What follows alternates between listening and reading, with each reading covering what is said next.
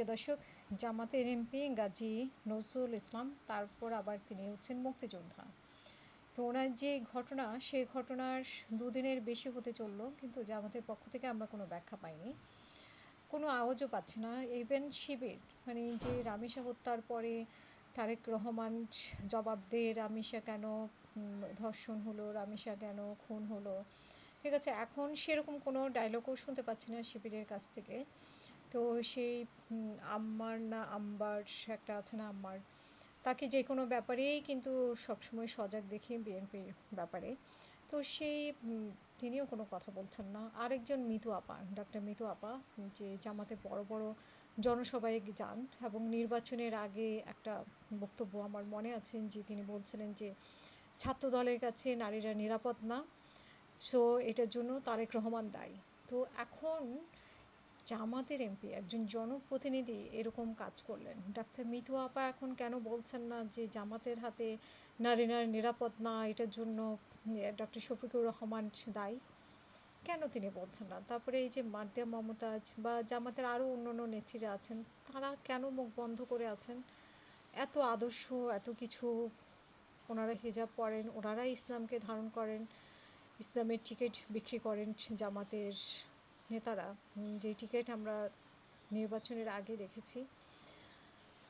এরকম ধর্ষণ বা এরকম অপকর্ম, এখন আমাকে একজন, এই যে আমি যখন একটু আগে লাইভ করছিলাম তখন একজন লিখেছেন যে আপনারা হেডিং দিয়ে এটাকে, জামাতের এমপির বিষয়টাকে হেডিং দিয়ে কেন টকশো করতেছেন? বিএনপি এবং অন্য অন্য দলে যখন হতো তখন আপনারা কেন, বিএনপির হলে আপনারা কেন হেডিং দেন না?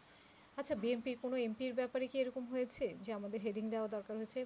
বিএনপির কোন তৃণমূলের নেতা কী করলো না করলো, তারপরেও তো আমরা হেডিং দেই, তারপরেও তো আমরা কথা বলি, আমরা তো বিএনপির প্রতিটা মুহূর্তে মুহূর্তে কথা বলি। কিন্তু জামাতকে তো আমরা একটা আদর্শিক দল মনে করতাম।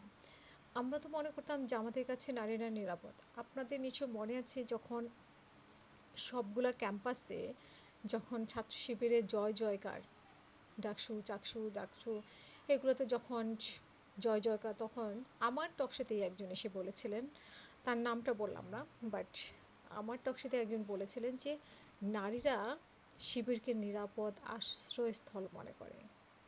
এবং নির্বাচনের আগে বা জামাতকে আদর্শিক দল হিসেবে অনেকেই মনে করে, এবং বিশেষ করে নারীরা কিন্তু অনেক ভোট দিয়েছিল, নারীদের একটা আস্থার জায়গা ছিল, এখনও আছে হয়তো।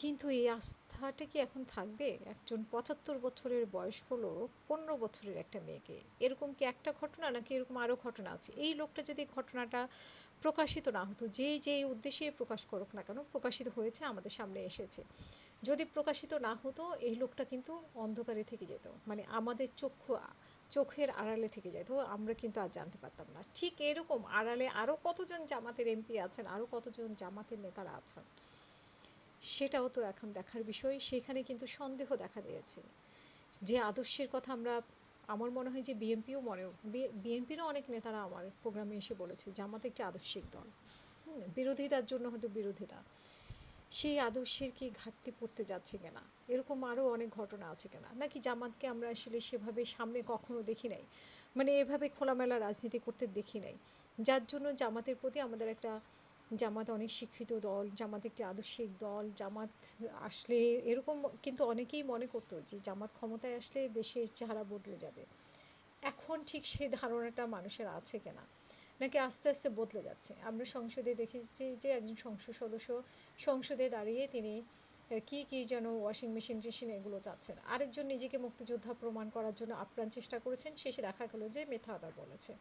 তো এইভাবেই কি জামাতের ধস নামছে, নাকি আসলে জামাতের আদর্শিক দল কয়েকজনের ক্ষেত্রে এটা যারা প্রকাশিত হয়েছে, এবং যেই শেষের ঘটনাটা খুবই মর্মান্তিক, আবার তিনি আবার মুক্তিযোদ্ধা। তো এবং ওনার একটি ভিডিও আমরা দেখলাম যে উনি নারীদেরকে পর্দার ব্যাপারে খুবই সচেতন। জামাত, মানে সব জামাতেই নেতারাই আসলে নারীদের পর্দার ব্যাপারে, এবং জামাতের আমিরের যে সাক্ষাৎকারটা আমরা দেখেছিলাম একটি মিডিয়ার সাথে, তিনি বলেছিলেন যে কেন আমির হতে পারবে না, সেটাও উনি বলেছেন আসলে। এবং তিনি এটাও বলেছেন যে মা বোনের মতো ওনারা শ্রদ্ধা করতে চান। এখন মা বোনের জায়গায় আছে, নাকি জামাতের নেতাদের কাছে নারীর অন্য জায়গায় আছে, নাকি নারীদেরকে তারা তুচ্ছ তাচ্ছিল্য করে? নারীদেরকে তাদের প্রোগ্রামে আমরা কোনো নারীদেরকে দেখি না। তারা শুধুমাত্র এনসিপি 2-1 জনকে নিয়ে যায়, তাও মিতু আপাকে আমরা সবসময় দেখি যে তাদের হয়ে রিপ্রেজেন্ট করতে। এবং তাদের যে কোন আদর্শের ভিত্তিতে তারা তাদের জোটে তাসনোবা যে পোশাকের স্বাধীনতার জন্য রাস্তায় নেমেছিল, যার পোশাকে ছিল না তখন, তো সেই তাকে তারা জোটের এমপি বানিয়েছে।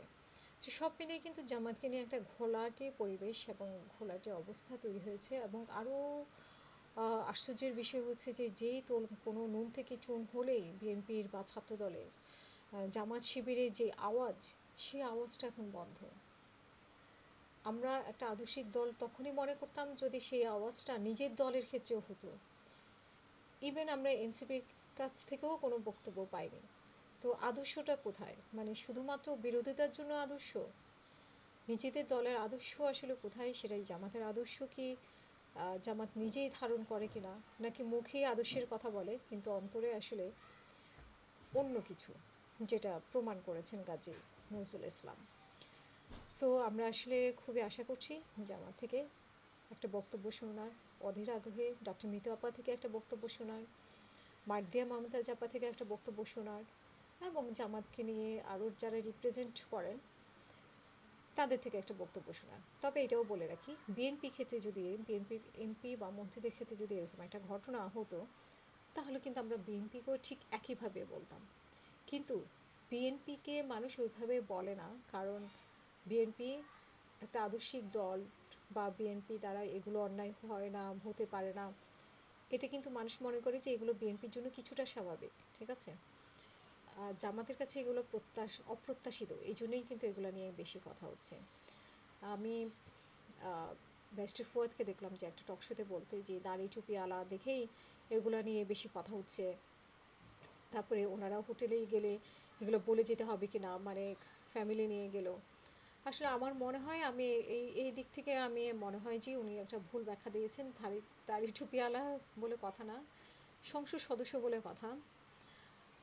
এবং একটা সম্মানিত জায়গা, যেমন মামুনুল হক তখন খুবই সম্মানিত ছিলেন, তখন ওনার কাছে এটা আশা করা যায় না। তো একজন সংসদ সদস্যের কাছে, একজন জামাত নেতার কাছে যে ঘটনা ঘটে গেছে সেটাও আশা করা যায় না, জায়গাটা হচ্ছে সেটা। এখন ছাত্রদলের একজন নর্মাল একজন কে কী করলো সেটা নিয়ে কিন্তু মানুষ এইভাবে কথা বলবে না, কথা বলবে অবশ্যই, কথা বলবে, একটা দলের আদর্শ নীতি থাকবে, সেটা নিয়ে অবশ্যই বিএনপি হলেও এখানে কথা হতো, এমপি হলে তো অবশ্যই কথা হতো, এখন যেরকম কথা হচ্ছে সেরকম কথা হতো। কিন্তু হয়তো বা এর থেকে একটু কম হতো, যেহেতু দাড়ি টুপিওয়ালা কাছে আমরা বেশি শ্রদ্ধার জায়গাটা আশা করি। আর এই 15 বছর 75 বছর জিনিসটা খুবই অস্বাভাবিক ব্যাপার, এবং সেই ক্ষেত্রে আসলে রুচির একটা বিষয়, যে আসলে তারা কতটা রুচিহীন সেটারও একটা প্রমাণ পাওয়া যায়। তো সব মিলে আমরা আসলে আশা করি একটা ভালো ব্যাখ্যা আমরা পাবো খুব সুন।